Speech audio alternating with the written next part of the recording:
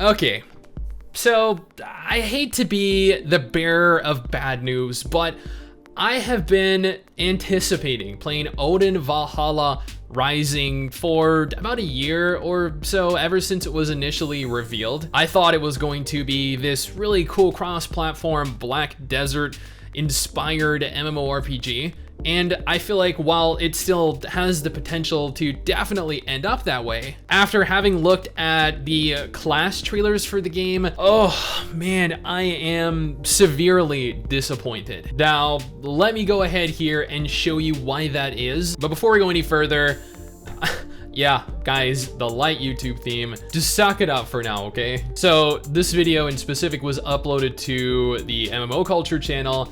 This is a compilation video of all of the classes that are available within ODIN Valhalla Rising. Now, I'm gonna be moving the footage back and forth to show examples of what I mean. Because looking at this, just, you know, initially, this looks really cool. And if you notice, when the character is fighting, you get the little circles underneath the characters.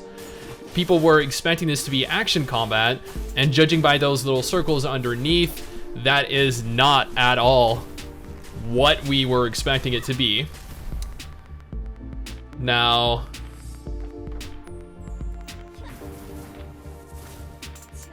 as you can tell, she's directed at a certain angle here. And again, you can see the circles underneath the monsters, or the monster actually in specific. Now, you can tell her abilities do hit multiple targets. Anything that enters that area that the circle encompasses gets hit by her ability. But if you look, she's only ever targeting a single character. But not only that, if you look right here, I'm gonna go ahead here and set the playback to 0.25 so we can try and get this. Now, if you watch closely, she's selected on this target. As soon as the target dies, it instantly locks on to another target, a target that is on the complete opposite side of the screen. So again, locked onto a target on the right. You're looking ahead of you, so your point of view is directly ahead of you. You're attacking the monster on your right, so you're not required to have the enemy within your line of sight necessarily. But not only do you kill the enemy, but instantly you are now locked onto the target on the other side of you, and without even necessarily changing the angle that you're at, you are attacking the enemy to your complete left. Now, I'll go ahead and re-speed this back up. You can tell, okay, maybe I shouldn't have sped that up, but I want you guys to take another look here at 0.25 speed. If you notice, the circle is under that guy right there. When killed, it instantly redirects itself underneath this target here. So what that leads me to believe here is that this character is automatically fighting all of the enemies, which means that you are not doing anything whatsoever. So while you have all these really, really awesome special effects being used, you are not in control of your character in any capacity, which means that this is autoplay and auto combat, and that is not specifically pertaining to the mage. I want you guys to look at how this character runs. If you notice, he runs in a complete straight line to this enemy here, while again, the camera angle is fixated elsewhere. And then this sound is actually messing with my ears a little bit. I apologize in advance, but he kills this enemy right here. Or maybe this is not the bit. I've only watched this trailer one time, and I watched it on stream. So, okay, man, I shouldn't have. I have regrets for speeding it back up. If I just waited like a half second longer. Okay, so He's fighting this enemy here. He's locked onto this target. And look how rapidly, upon the death of this enemy, he shifts his focus to the right to attack another target. That is not normal human reflex. We do not swap from one target to another target without even acknowledging the other target is necessarily there. So this character is automatically targeting the monster on the left and then automatically targeting the monster on the right instantly upon the death of the first monster.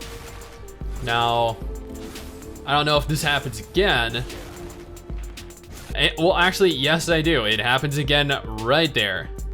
If this is not evidence enough to the kind of gameplay that this game is going to employ as a cross-platform MMO, then I don't know what else to tell you. This monster instantly dies. Within literally a tenth of a second, this guy redirects instantly and runs in a completely linear, straight line without his character moving whatsoever directly to the enemy. And that was, when I saw this on stream, I was very, very disappointed because I was really excited to be able to play this game because the game just, it looks really good. Like, it looks really good. I really don't know what else to say other than I was genuinely impressed by how good the game looked graphically and how well it looked like it played. But at the end of the day, I just, like, I don't really know what they were necessarily going for with this game. They're building it for PC and mobile compatibility for both types of gamers in mind, but at the same time, I don't know, like, they're selling it as this, as a specific game. They have evidently put a lot of time and effort into this because the amount of lore, the narrative, the features, the game world itself is all incredible looking. Like, they have put a lot of effort. The sheer depth that this game has gone to provide an experience that we haven't really had before in the MMO genre is baffling. And then you know that this is essentially going to play like something like V4 or what was that other autoplay MMO that came out, A3 Still Alive? Like, I don't know. I know that the pre-registration for this game is open, so theoretically you can pre-register for this game if you want to. You can test the combat out yourself if you want to, but at the same time, I am just no longer really looking forward to playing this because this is essentially just going to be a mobile game, and I don't think it's really necessarily going to be a good one at that. A good example of a mobile game is Genshin Impact or Honkai Impact, or something like maybe Epic 7, or, I mean, Grand Saga kind of fell flat and turned out to be kind of crap. Guardian Tales is really good. There are some great games out there for mobile, and I don't think this is going to be one of them. But I am more than happy to be proven wrong. So if this ends up being a good, fun game, then awesome. Otherwise, whoa, jeez, almost smacked my keyboard off my my desk here. But yeah, I just wanted to bring this to your guys' attention because I saw when I was streaming it the other day, and I felt like there are a lot of people out there that are anticipating this game, that are excited for it because of the Norse Norse the Norse setting. I think I got mixed up and I was trying to say North setting, but I said Norse setting instead. So the Norse setting for the game. And man, I lost my train of thought now. I know people were excited to play this game. I do, and we are partly responsible for that excitement because unfortunately, well, not unfortunately, but we covered this game quite extensively. Every trailer they released went on to garner like 40-50,000 views on the channel, so you guys were excited as a direct result of me essentially being excited. But this is what we have, and yeah, no longer really excited for it, but they might end up changing it before it comes out. I don't know. Maybe it's just the mobile version of the game that's very mobile-esque as opposed to the PC version, because, like, as an example here, in terms of mobile and PC crossplay compatible MMORPGs, Tower of Fantasy has no autoplay in it whatsoever. It is complete action-oriented gameplay, as opposed to this, which is essentially an autoplay mess. And yeah. Anyway, thank you guys for watching. This may or may not be a game that you can cross off your list of games that you want to play now. Thank you for watching. Don't forget to subscribe for more content like this, and I'll see you guys next time. Peace.